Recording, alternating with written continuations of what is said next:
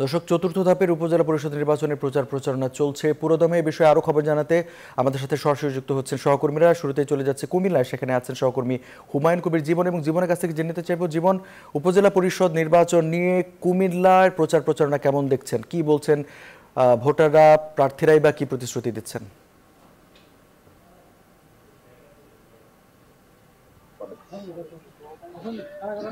রঞ্জু, আপনাকে ধন্যবাদ জানাচ্ছি। সেই সাথে যদি কুমিল্লার 3টি উপজেলা পরিষদের নির্বাচনের বিষয়ে জানাই, তেমনিভাবে কিন্তু আমরা যেটি দেখেছি যে কুমিল্লার সকাল থেকে কিন্তু রাত পর্যন্ত কিন্তু আপনার প্রচারণা চালাচ্ছেন, এবং যে প্রার্থীরা রয়েছেন তারা কিন্তু সাধারণ ভোটারদের কাছে যাচ্ছেন এবং ঘরে ঘরে গিয়ে কিন্তু তারা উন্নয়নের প্রতিশ্রুতি দিচ্ছেন এবং ভোট চাচ্ছেন। আমার সাথে যারা আছেন তাদেরকে হয়তো দেখতে পাচ্ছেন যে তারা কিন্তু আসলে আনারস প্রতীকের পক্ষে প্রচারণা চালাচ্ছেন এখানকার এলাকাবাসী এবং যারা কর্মী সমর্থক আছেন তারা। আমরা একটু কথা বলতে চাচ্ছি, আপনার কাছ থেকে একটু জানতে চাচ্ছি, আপনারা তো এখানে প্রচারণা চালাচ্ছেন, কেমন সাড়া পাচ্ছেন?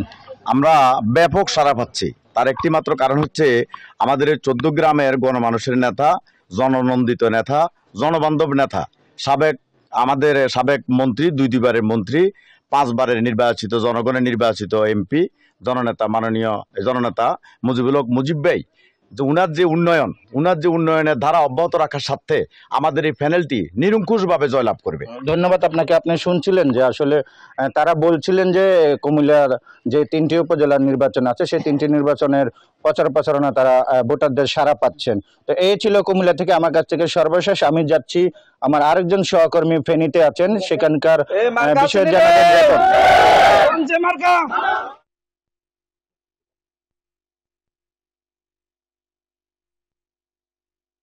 জীবন, আপনাকে ধন্যবাদ। ফেনীর চতুর্থ ধাপের নির্বাচনে ফেনী শুধু একটি উপজেলা নির্বাচন অনুষ্ঠিত হবে, যেটা ছাগলনাইয়া উপজেলা।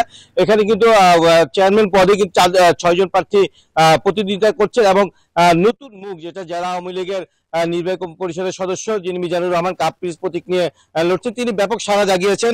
আমি এখন এখানে তার প্রচারণা অভিযানে এসেছি, তার সাথে একটু কথা বলার চেষ্টা করব। যে আপনি একটু জানাবেন, আপনি তো এবারে নির্বাচন নতুন মুখ, কেমন সাড়া পাচ্ছেন আপনি? আমি নির্বাচনের যখন প্রার্থী হই, মার্কা পাই, এটা নিয়ে যখন নামি, প্রত্যেকটা এলাকায় অন্য সময় আমরা নির্বাচনে অনেকের জন্য কাজ করেছি, দেখেছি ওরা একরকম, আর এইবার সবাই ঘর থেকে বের হয়ে আসে এবং খুব জড়াই ধরে যে আপনাকে ভোট দিব। ওরা ভালো প্রার্থী খুঁজছিল দীর্ঘদিন পর্যন্ত, ভালো প্রার্থী, ওদের দৃষ্টিতে আমি ভালো প্রার্থী। সেই হিসাবে সারা ছাগলনাইয়া উপজেলাতে যদি ওয়েদার ঠিক থাকে, একজনও ভোটার ইয়াতে থাকবে না, বাড়িতে থাকবে না, সবাই কেন্দ্রে চলে আসবে, আমার বিশ্বাস। ধন্যবাদ আপনাকে। জীবন, প্রার্থী জানাচ্ছিলেন যে তাকে আসলে এলাকাবাসীর কাছে ব্যাপক সাড়া পেয়েছেন এবং তাকে প্রতিশ্রুতি দিয়েছেন সবাই কেন্দ্রে গিয়ে তাকে ভোট প্রদান করবেন এবং তিনি জয় হবে বলে আশা ব্যক্ত করেছেন। এই ছিল আমার কাছ থেকে ফেনীর ছাগলনাইয়া উপজেলা নির্বাচনের সবশেষ তথ্য। আমি ফিরে যাচ্ছি স্টুডিওতে রঞ্জুর কাছে।